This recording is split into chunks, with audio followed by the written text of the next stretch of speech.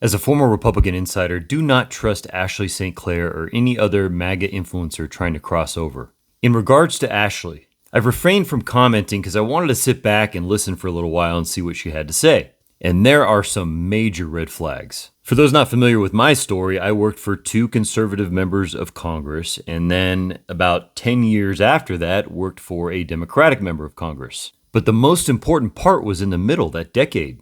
I spent a lot of time there, reading, listening, trying to sort out everything that I had gotten wrong. And it weighed heavily on me during this time. It wasn't the only contributing factor, but it was one of them. I had some major mental health struggles. My entire worldview had basically collapsed.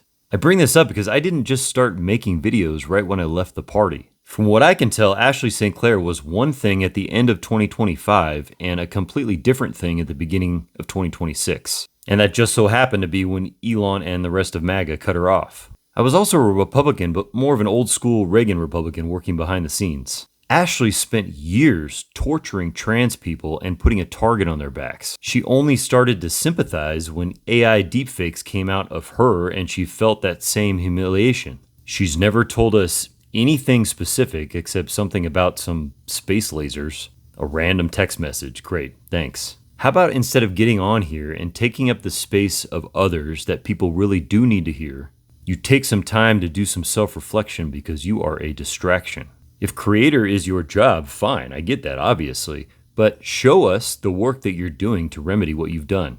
I've heard you mention the Trevor Project, but have you worked on the ground with people? I spent 5 years during my transition working with those experiencing homelessness. The people that I became friends with, the stories that I heard sunk in, and they changed me deeply. Now, I'm not saying do the exact same thing, but do something. Have you been to any protests? Are you speaking out against ICE or wars overseas? I still don't know your positions on anything significant. And what's happened with her is going to happen with other creators too. I've already seen people trying to come over, trying to casually leave the mess to make a buck. They're either going the Tucker Carlson route or they're going the Ashley St. Clair route. I essentially gave up my entire career to change. It really hurt, but changing will not and should not benefit you monetarily. It's supposed to be a sacrifice. And all of you podcasters that I've seen have her on to talk about this stuff, shame on you. You did it for views and you know it. Not one single mind was changed by listening to any of that. We need people who actually fucking care and are willing to put themselves on the line. Stop paying attention to people like this.